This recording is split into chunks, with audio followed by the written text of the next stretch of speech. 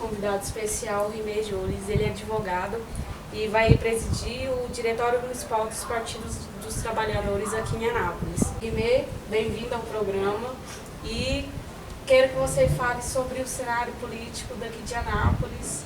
Olá, Stephanie, a todos os internautas que acompanham o programa todo santo dia. É uma satisfação estar aqui com vocês. Obrigado pela oportunidade. Muito feliz, de estar aqui com você, que é uma pessoa que tem o meu respeito, minha admiração. Então, parabéns pelo programa, parabéns pelo trabalho e obrigado por essa oportunidade. Aqui em Anápolis, nós estamos assumindo aí a tarefa de presidir o Diretório Municipal do PT. Eu apresentei o meu nome, coloquei meu nome à disposição dos companheiros e companheiras aqui em Anápolis para a gente estar dirigindo o partido aí no próximo período, justamente para estar organizando a nossa militância, organizando o nosso diretório para enfrentar o próximo período político aqui na cidade de Anápolis. Então, para mim é motivo de muito orgulho, de muita satisfação poder assumir essa tarefa. Tivemos a eleição no dia 8 de setembro, processo de eleição direta do Partido dos Trabalhadores, em que aconteceu a eleição em todos os municípios do país, e aqui em Anápolis não foi diferente. Nós conseguimos ter êxito, ganhamos a eleição, e aí no próximo mês devemos assumir de fato a presidência do PT aqui em Anápolis. Vamos falar sobre o cenário político do Brasil, sobre a reforma da Previdência. Coloca sua opinião e fala se você concorda com o atual presidente, Por mais que você seja do PT, me fala assim, a sua opinião mesmo. São projetos de sociedade, são projetos de governo diferentes. E no que tange a essa questão da reforma da Previdência, o PT, o Partido dos Trabalhadores, e eu pessoalmente, sou absolutamente contra a proposta que está tramitando, que hoje está no Senado Federal, deve ser apreciada no Senado Federal nos próximos dias. Primeiro porque foi uma proposta que não teve uma discussão com a sociedade, com a juventude, que é o público que mais vai ser afetado por essa reforma. Porque quem já contribui com a Previdência, quem já trabalha e contribui, de alguma maneira está resguardado ou vai estar resguardado com as regras da Previdência atual. Agora, quem ainda vai entrar no mercado do trabalho é que vai sofrer de maneira mais incisiva os efeitos dessa proposta que está tramitando no Congresso Nacional e que deve entrar em vigor se aprovada. Então, a primeira crítica é que não houve um debate amplo com a sociedade. E uma proposta como essa, da importância da reforma da Previdência, devia passar por um debate mais amplo com todos os níveis da sociedade. Então, foi feita uma proposta encaminhada pelo governo do presidente Bolsonaro, que chegou ao Congresso e no Congresso sofreu algumas modificações. Houve um aprimoramento, um aperfeiçoamento da reforma da Previdência na Câmara dos Deputados, mas ainda assim tem pontos lá muito prejudiciais, muito ruins, que atingem em cheio a sociedade e ainda deve sofrer mais algumas alterações. Então hoje o texto ele não está fechado, ele não está definido, só vamos ter mais certeza em relação aos termos da reforma quando finalizar a tramitação, mas o que eu te digo de antemão é que é uma reforma muito prejudicial, sobretudo porque um dos pontos principais dessa reforma, para não entrar nos detalhes, é de que tenta descaracterizar a previdência pública e tentar incentivar o fomento à previdência privada. Hoje o sistema de previdência no Brasil ele é público, a previdência ela é da União. Então o trabalhador que contribui, ao final da sua vida, ele vai ter resguardado o seu direito à aposentadoria pela União, ou pelos estados ou pelos municípios. E o que se tem com essa reforma é a abertura de um caminho para condicionar os trabalhadores a migrarem para o setor privado, para os bancos privados. Contratarem planos de aposentadoria privados. E aí quem vai ter acesso a esses planos de aposentadoria privada serão, é claro, aqueles que têm condição de pagar os bancos privados. Então é por isso que eu defendo a reforma da Previdência Pública e uma reforma que aprimore a Previdência Social Pública, que é a que nós temos hoje. Quero que você também aborde assim, a volta do CPMF, o que você acha? O governo Bolsonaro foi um governo que chegou ao poder criticando, inclusive, o aumento de imposto, né? Esse estudo aí, que ainda não foi apresentado com essas normas a respeito dessa nova cobrança aí, desse novo imposto, pelo que consta, pelas informações que consta, ele deve incidir sobre as operações financeiras, né, de depósito, de saque, de qualquer valor. Esse novo imposto é mais uma cobrança para sustentar a máquina estatal e o Estado. E é mais uma cobrança que recai sobre o trabalhador, sobre o contribuinte, sobre o pagador de imposto. Então eu acho que é uma contradição muito grande um governo que se elegeu criticando esse tipo de atitude, agora, nesse ponto específico, não só nesse ponto, mas em vários outros pontos, fazer diferente, tentar fazer diferente, né? Então o que a gente precisa no Brasil hoje é uma diminuição da carga tributária, menos complexidade em relação à cobrança da carga tributária, das tarifas, e não a criação de mais uma tarifa. Uma dificuldade, mais uma cobrança extra desnecessária. Eu acho que o governo não tem necessidade de instituir esse novo imposto, né? Então eu vejo com indignação, mas com indignação de quem já esperava muita contradição desse governo.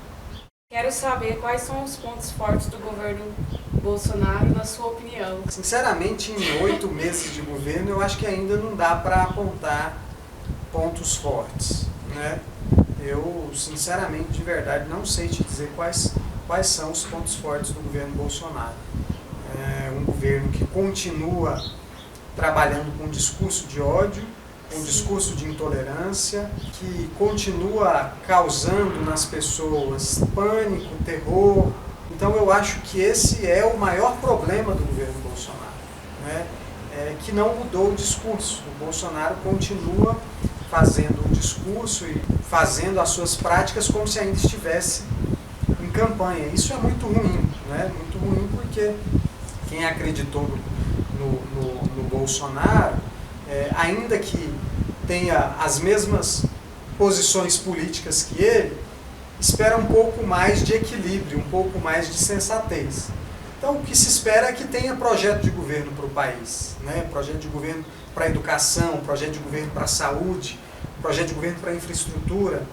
E o que se teve até o momento são questões muito periféricas. Foram cortes na educação que vai prejudicar... Além de grandes retrocessos, né? O presidente em si, ele, a pessoa dele, ele se preocupa mais em fazer a guerra ideológica, a guerra cultural, né? Em vomitar preconceitos, em vomitar o discurso de ódio, do que em pensar em projetos de governo, em projetos de país. E retrocessos como esse, que é os cortes na educação, as privatizações, a reforma da Previdência, elas são gestadas e pensadas não pelo presidente Bolsonaro, mas pelos seus auxiliares, né? Você tem o ministro Paulo Guedes, que é o ministro da Economia, que é um cara comprometido com o capital financeiro internacional e com os grandes investidores e especuladores, com os grandes bancários. Então, que ele procura atender a esses segmentos, a essas pessoas, quando ele implementa certas práticas no Ministério da Educação. Você tem o ministro da Educação, que é um senhor que corta bilhões das universidades públicas, né? E que tem o aval do presidente.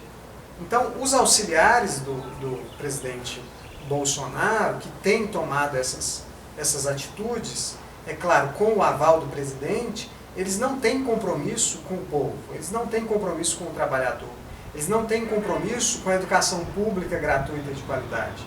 Então é por isso que tem esse tipo de retrocesso. Então se tem o Bolsonaro em um polo fazendo discurso de ódio, vociferando preconceitos, e se tem em outro polo os ministros dele fazendo esses retrocessos, tomando essas medidas, né, que são muito ruins para o povo que mais precisa. Na verdade, o Bolsonaro é mais para administrar para os ricos, né? Porque para os pobres só está prejudicando, porque cortar verba da educação, da UFG, vamos falar daqui de Goiás, aí uma pessoa que assim, classe baixa não vai ter condições de estudar, de ter uma boa educação. E o que mais precisa hoje no Brasil é a educação. O que está se vendo desse governo, como eu disse, é uma falta de compromisso com programas sociais, com programas de distribuição de renda, de aumento real do salário mínimo, né? Nós tínhamos nos governos do Partido dos Trabalhadores o aumento real do salário mínimo e o aumento acima da inflação. Não se tem mais essa política de aumento de salário mínimo. Então isso afeta na renda do trabalhador, porque isso diminui na renda do trabalhador. Não se vê política e programa para o incentivo de geração de emprego e para o emprego, para o fomento ao emprego no Brasil. Então você tem aí a manutenção dos altos índices de desemprego. Então não tem política para gerar emprego e renda no país. Não tem política, programa de governo para a educação e para a educação pública. Então isso afeta quem? Quem precisa do Estado para acessar a educação. Quem precisa do Estado para fomentar a geração de emprego. Quem precisa é justamente as pessoas mais carentes. Porque o rico, o empresário, o banqueiro, ele vive do lucro, ele vive de dividendos. Então ele não precisa da educação pública. Se não tiver educação pública, ele vai pagar a educação particular. Ele não precisa do emprego. Ele não precisa do programa de financiamento da casa própria. Ele não precisa do programa de financiamento da vaga na faculdade, né? Então é por isso que isso afeta mais as pessoas de baixa renda. Então essas práticas, essas medidas tomadas aí, pelo governo Bolsonaro, elas vão beneficiar justamente quem não devia. Eu quero colocar um ponto assim que, nossa, já ouvi demais. Eu elegi o Bolsonaro para tirar o PT. Assim, acho que quem pensa desse jeito é a pessoa que vive lá nas cavernas, para ter um pensamento desse jeito assim. Qual que é a sua opinião? Você que é do Partido dos Trabalhadores. Quem votou no Bolsonaro para tirar o PT não votou porque não estava satisfeito com o PT. Eu acredito que votou porque coaduna com a posição do Bolsonaro. A grande maioria viu no Bolsonaro uma voz, um discurso que aquela pessoa acreditava e que às vezes não tinha coragem de externar. E nós tínhamos, na eleição de 2018, no primeiro turno, mais de 10 candidatos. Nós não tínhamos só o candidato do PT. E só o Bolsonaro. E só o Bolsonaro. Então, não tinha só o candidato do PT, que era o Fernando Haddad, e o Bolsonaro. Então, isso é mentira, isso é falácia, de que votei no Bolsonaro para tirar o PT. Não, porque tinha várias outras opções, né? Menos pior do que o Bolsonaro. Então, isso é desculpa, né? Eu acho que muita gente viu no Bolsonaro mesmo alguém para dar voz aos seus sentimentos, às suas vontades, às suas convicções. E estão pagando um alto preço. Em questão das armas, a grande maioria votou nele mais por causa do porte de arma, porque todo mundo sabe que no Brasil, né, violência, tem esse discurso de ódio, né, matar bandido, matar drogado, com coisa que isso fosse a solução do Brasil. Vão matar todo mundo, vão dar arma, pronto, acabou. Dá arma para todo mundo, mata os bandidos. E não se governa, Stephanie, com frase de efeito. Por exemplo, se decreta aí, se estabelece um decreto facilitando o acesso ao porte de armas. Mas quem que tem acesso à arma? Quem que consegue comprar uma arma no Brasil hoje? Então é frase de efeito, né? O Bolsonaro, ele conquistou muita gente usando frase de efeito, tentando usar da indignação das pessoas para convencer e conquistar as pessoas.